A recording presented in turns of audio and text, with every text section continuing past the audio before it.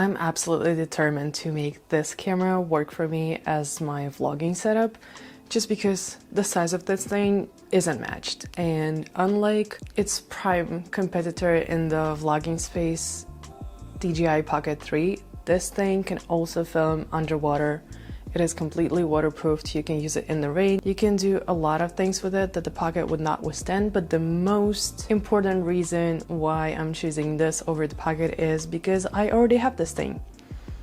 And instead of buying something new, I'm trying to work with what I have at the moment. So here are a few things I'm doing to this DJI Osmo Action 4 to make it look a little bit more cinematic and pleasant to the eye and a little more suitable for vlogs. First thing that I added to my Action 4 setup to make it more vlog friendly is this specific magnetic handle. I love this one specifically over the longer extension pole because this one has legs built in. So I don't have to screw on an additional tripod, and it extends pretty far, and then you're able to pull it out even more and have it like this, and then put it down somewhere and have your camera looking at you and not having to hold it, which is pretty convenient. And then once you compact it back, it is really tiny and it's really convenient to hold.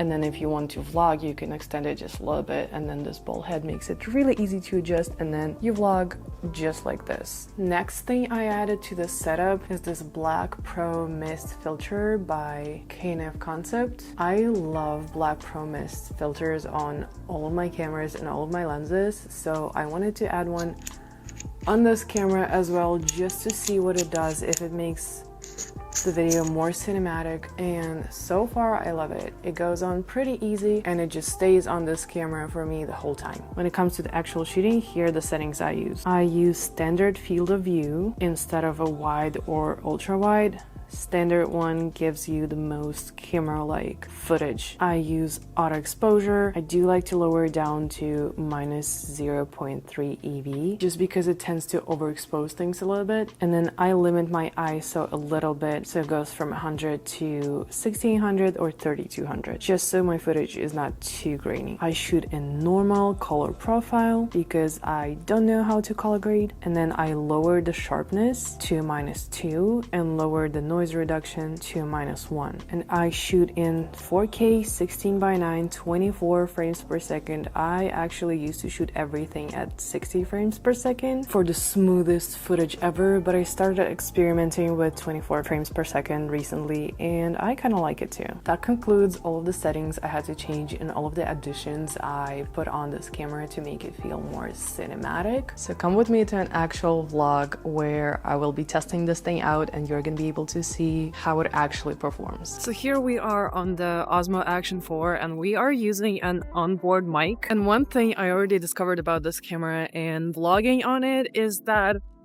it does not look good in cloudy weather. When everything is gray around you,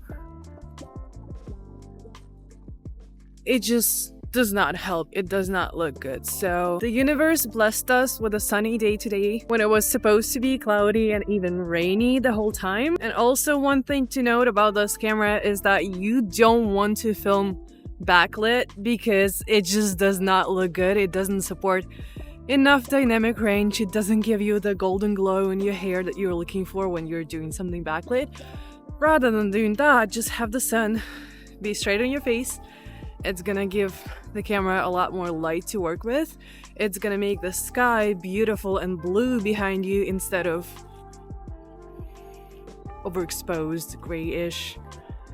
And then it's gonna put some color in your face as well.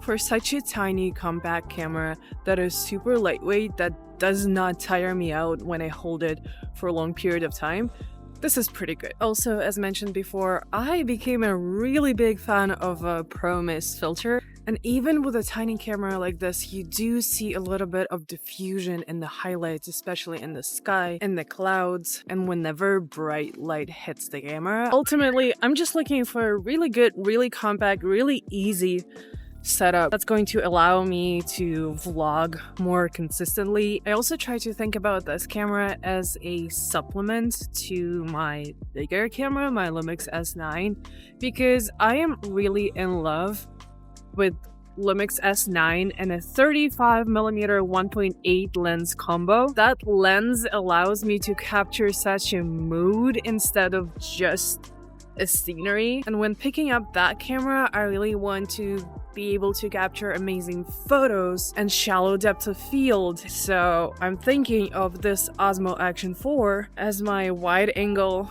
friend that I can use not only to vlog on, but also to capture bigger landscapes and those establishing shots and things where I don't necessarily need the depth of field. So it's not necessarily about choosing between one or the other, using either your mirrorless camera for vlogging or an action cam, but creating a team out of the two of them and using both to capture different parts of the same scene. I have no idea how it's going to work out, but I'm always on the quest of perfecting my filming kit and making it as lightweight and as personalized as possible. And especially right now, we are getting ready to go on a very long road trip across the US, and I want to be able to capture as much as possible because this is going to be truly a once-in-a-lifetime thing, and I want to be as efficient as possible, but also be able to enjoy as possible myself and be in the moment more. So I don't want my gear to weigh me down. Creating content is not going to be the main purpose of this trip. It's mostly going to be your regular travel to satisfy your need for travel. So I really want to nail down my gear kit before we go to make capturing the memories as effortless as possible. But anyways, I hope you really enjoyed this little vlog on Osmo Action 4 because when I researched this topic on YouTube, there are not a lot of vlogs filmed on this camera, and I was really curious to see how it performs and whether it is really possible to film a vlog on Osmo Action 4. So here you have it. If you're new to this channel, I'm also new. This is like video number 4 on this channel, and this is the first gear review video that you see here, but I do actually love camera gear a lot, and I want to talk about a couple more things, so stay tuned for more gear reviews and other things as well. Thank you so much for sticking around, and I will see you in the next video.